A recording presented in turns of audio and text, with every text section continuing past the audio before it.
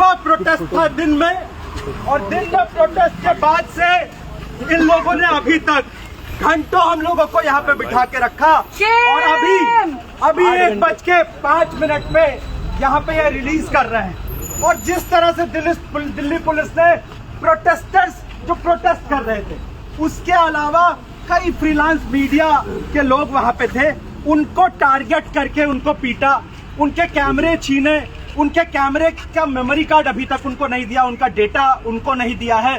कई सारे लोगों को चोट आई।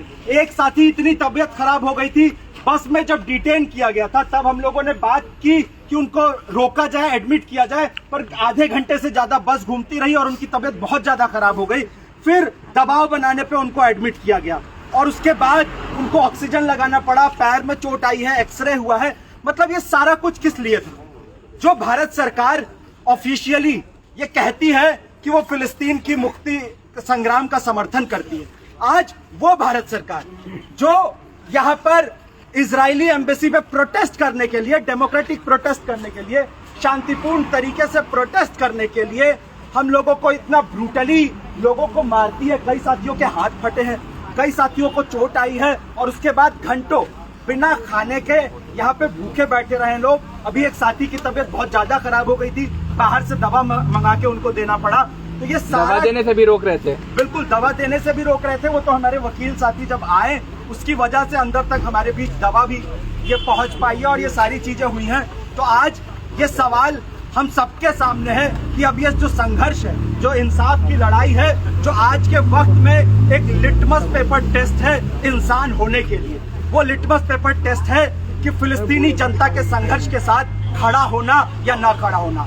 आज जो फिलिस्तीनी जनता के संघर्ष के साथ नहीं खड़ा है वो इंसान नहीं है। जो आज फिलिस्तीनी जनता के संघर्ष के साथ खड़ा है आज वो इंसान है। और इसीलिए इस चीज को साबित करने के लिए भी हम सबको उठ खड़ा होना पड़ेगा और इस लड़ाई को, इस इंसाफ की आवाज को लोगों तक लेकर जाना पड़ेगा। सिर्फ इतना ही नहीं, यहाँ बिठाने के बाद मतलब यहाँ पे बुला के इंटरोगेशन किया जा रहा है, डिटेल्स मांगे जा रहे हैं। मतलब हम लोगों ने एक पीसफुल प्रोटेस्ट ही तो किया वहाँ पे। हम लोगों के पास क्या चीजें थी? हम लोगों के पास क्या चीज? वो बात एक बार यहाँ हमें थाने में रख करके यहाँ आईबी आ रही है, सीआईडी आ रही है, सीबीआई आ रही है। ये सारे लोग आकर के हमसे ये पूछताछ कर रहे हैं कि हमने इजराइल का झंडा क्यों जलाया। आप ये सवाल क्यों नहीं कर रहे हो? इस वक्त इजराइल फिलिस्तीन में जो कर रहा है, वहाँ के बेगुनाह लोगों को मारा जा रहा है, अस्पतालों पर, स्कूलों पर जो बम ढाए जा रहे हैं, वहाँ लोग मर रहे हैं, उस पर कोई सवाल नहीं हो रहा है। लेकिन इजराइल का झंडा जलाना इनके लिए सवाल बन गया है। तो साथियों, हम लोग ये बताना चाहते हैं, आज जो पुलिस ने हमारे साथ किया है वो कुछ भी नहीं है जो इस वक्त फिलिस्तीन की आवाम झेल रही है। जो बर्बरता फिलिस्तीन में हो रहा है, उस बर्बरता के आगे आप लोगों ने जो आज किया है, उससे हमारे हौसले और बुलंद होंगे। और ये आवाज, फिलिस्तीन के मुक्ति की आवाज इस वक्त देश भर से आएगी। लोग निकलेंगे घरों से। आपने देखा ही, रात के अभी 1 बजने जा रहे हैं, इस वक्त लोग घरों से निकल के यहाँ पहुँच रहे हैं। और इसलिए ही पहुँच रहे हैं क्योंकि हम बेहद जायज बात कर रहे हैं। हम एक ऐसी बात कर रहे हैं जो इंसान होने के नाते कोई भी ये बात करेगा। लेकिन आप लोगों ने जो किया है वो बहुत शर्मनाक हरकत है। दिल्ली पुलिस ने ये दिखा दिया है कि वो किस तरीके से आज फांसीवादी मोदी सरकार और इजराइल के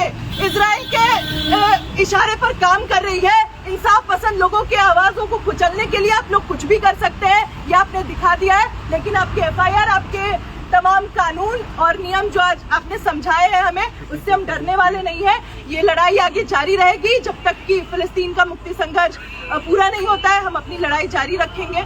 इनकलाब जिंदाबाद। From the river to the sea, Palestine will be free. From the river to the sea, Palestine will be free.